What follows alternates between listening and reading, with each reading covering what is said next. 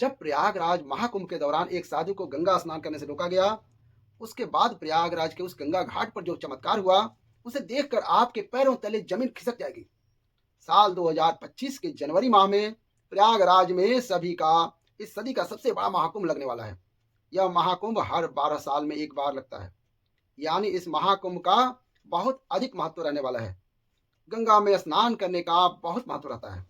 इसी वजह से देश और दुनिया से कई लोग प्रयागराज के इस महाकुंभ में पहुंचने वाले हैं। लेकिन अभी हाल ही में जो घटना सबके सामने निकल कर आ रही है, उसने सभी के होश उड़ा दिए हैं। जहां पर एक साधु महाराज को गंगा नदी में स्नान करने से रोका गया। कोई भी महाकुंभ साधुओं के बिना अधूरा है, क्योंकि यह साधु संतों के आगमन और स्नान से ही संपूर्ण माना जाता है। पूरे साधु महाकुंभ के शुरू होने से कई दिनों पहले ही प्रयागराज पहुंच जाते हैं। इस घटना की शुरुआत होती है मध्य प्रदेश के महेश्वर में रहने वाले राधानंद जी महाराज से।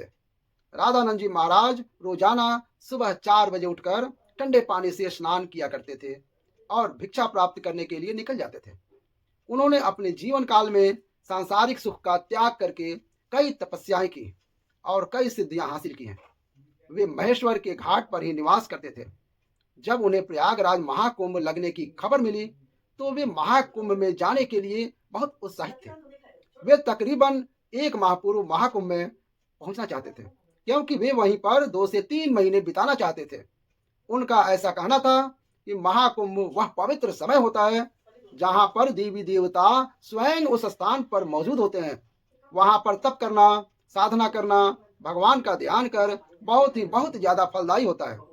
अगले दिन सुबह राधानंद जी महाराज जब प्रयागराज पहुंचे, सुबह के 4 बज रहे थे। सुबह के 4 बजे उनका स्नान करने का दैनिक नियम था। उन्होंने सोचा क्यों ना आज गंगा नदी का पवित्र स्नान किया जाए, और वे प्रयागराज के गंगा घाट पर पहुंच गए। उस स्थान पर गंगा नदी की सफाई का कार्य चल रहा था। राधानंद जी महाराज को यह देखकर बहुत खुशी हुई।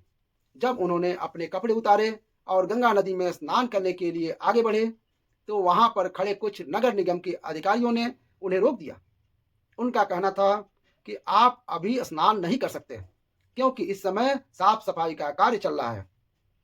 प्रयागराज में रोजाना रात्रि के समय गंगा नदी की साफ सफाई का कार्य किया जाता है, ताकि दिन और शाम के समय यात्रियों को इस कारण कोई मुश्किल ना हो। राधानंद जी महाराज काफी धैर्यवान थे।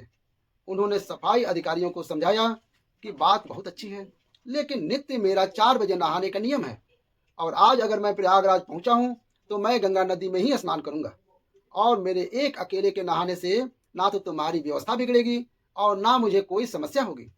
लेकिन वह अधिकारी अचानक से गुस्सा हो गया और उन साधु महाराज से कहने लगा कि आपको इसी समय क्यों नहाना है?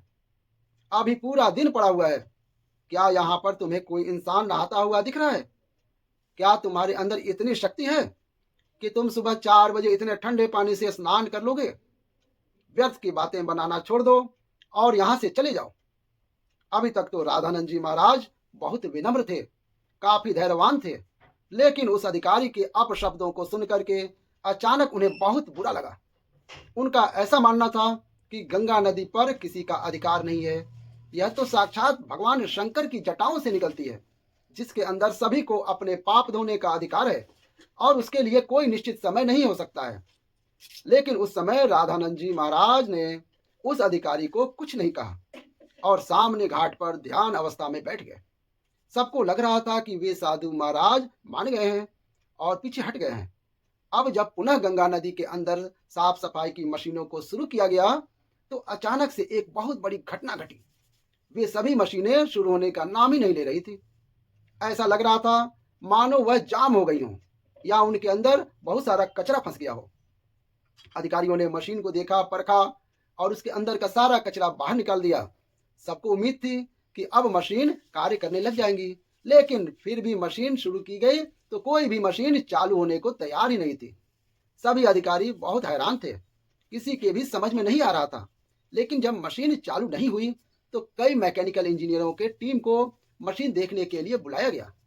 उन सभी मैकेनिकों ने मशीनों को अच्छी तरह से जांचा परखा और यही पाया कि मशीन तो एकदम से सही है, लेकिन इसके चालू न होने का कारण किसी को नहीं समझ में आ रहा था। राधानंद जी महाराज अभी भी उसी घाट पर ध्यान अवस्था में बैठे हुए थे। गंगा नदी का साफ सफाई का कार्य उस दिन रुका हुआ था। सभी लोग बहुत हैरान थे। उस समय जो मैकेनिकल इंजीनियर वहां पर मशीन सही करने आया था, उसने जब राधानंद जी महाराज को देखा तो उसकी आंखें खुली की खुली रह गई। वह राधानंद जी महाराज के चरणों में गिर गया और बाबा उसे आशीर्वाद देने लगे। फिर वह सभी अधिकारियों को बताने लगा, यह महेश्वर के सिद्ध महाराज हैं। बचपन के समय पर एक बार जब मुझे सांप ने डस लिया था तो इन्होंने ही अपने चमत्कार से मेरी जान बचाई थी। तब उस अधिकारी को अपनी गलती का एहसास हुआ। वह समझ चुका था, अगर यह अपने दैनिक नियम के अनुसार 4 बजे गंगा स्नान करना चाहते थे तो मुझे इन्हें रोकने का अधिकार नहीं था। मैंने जो इनका अपमान किया, इन्हें भला बुरा कहा और गंगा नदी में स्नान करने से रोक दिया, उसी का परिणाम मशीनों की खराबी के रूप में हम भुगत रहे हैं। अब यही हमारी समस्या का समाधान कर सकते हैं। हमें इनसे माफी मांगनी पड़ेगी। सभी अधिकारी मिलकर राधानंद जी महाराज के पास गए, उनके चरणों में बैठ गए और हाथ जोड़कर कहा, हमें इस बात का अंदाजा नहीं था कि आप एक दिव्य संत हैं। हमसे बहुत बड़ी भूल हो गई है। हमें आपको स्नान करने से नहीं रोकना चाहिए था। राधानंद जी महाराज अभी भी बहुत विनम्र थे। उन्होंने अधिकारियों से कहा कि यह जरूरी नहीं है कि कोई संत चमत्कारी होके तभी उसे स्नान किया जाए की अनुमति दिया जाए। गंगा नदी के ऊपर साधु संतों का सबसे पहला अधिकार है। सभी अधिकारियों ने उनसे हाथ जोड़कर कहा, अब आप गंगा नदी में स्नान कर सकते हैं। हम आपसे बहुत माफी चाहते हैं। राधानंद जी महाराज समझ चुके थे कि सभी अधिकारियों को उनकी गलती का एहसास हो गया है, उनका अभिमान दूर हो गया है। उन्होंने विनम्रतापूर्वक उन अधिकारियों से कहा कि तुम चिंता क्यों करते हो, अभी समय कहाँ बीता है, जरा अपनी घड़ी में समय तो देखो, आखिर क्या बजे हैं। जब सभी अधिकारियों ने अपनी घड़ी में समय देखा तो उनके रोंगटे खड़े हो गए, क्योंकि उस समय सुबह के 4 बजे थे। किसी भी अधिकारी को यह समझ में नहीं आ रहा था, आखिर इतना बड़ा चमत्कार कैसे हो गया। आखिर राधानंद जी महाराज ने अपने चमत्कार से एक समय को कैसे पलट दिया। इतना बड़ा चमत्कार देखकर सभी अधिकारी उनके चरणों में गिर पड़े और बाबा की जयकारे लगाने लगे। इस चमत्कारी घटना के बाद सब लोगों ने उन्हें मान गए और उनके दास बन गए, जिसके बाद वे सुबह 4 बजे अपने नित्य कर्म के अनुसार वे गंगा नदी में स्नान करने पहुंचे और इधर मशीनों को फिर से काम करना शुरू कर दिया। सारी मन एक साथ मशीनें चालू हो गई थी, जिससे यह प्रमाणित हो गया कि यह मशीनें केवल रामानंद जी महाराज के इशारे का इंतजार कर रही थी। जैसे ही उन्होंने अधिकारियों का अभिमान चूर किया और गंगा नदी में स्नान किया, वैसे ही फिर से मशीनें चल पड़ी। यह बहुत बड़ा चमत्कार था जो हाल ही में प्रयागराज के महाकुंभ में हुआ है। वास्तव में दोस्तों, यह भूमि साधु संतों की भूमि है। यहाँ पर साधु संतों का ना तो अपमान किया जा सकता है और ना ही उन्हें कुछ गलत बोला जा सकता है। इस देश का हर संत इस देश के लिए कुछ ना कुछ करता है और भक्तों को अध्यात्म के मार्ग से जोड़ता है। हमें कभी भी उनका अपमान नहीं करना चाहिए और ना ही उन्हें छोटा समझना चाहिए। इस पूरी घटना को लेकर आपके क्या विचार हैं, हमें नीचे कमेंट बॉक्स में जरूर बताइएगा। अगर वीडियो आपको पसंद आई हो तो लाइक जरूर कीजिएगा और साथ में चैनल को सब्सक्राइब करके बेल आइकॉन को जरूर प्रेस कर लें। हर हर महादेव।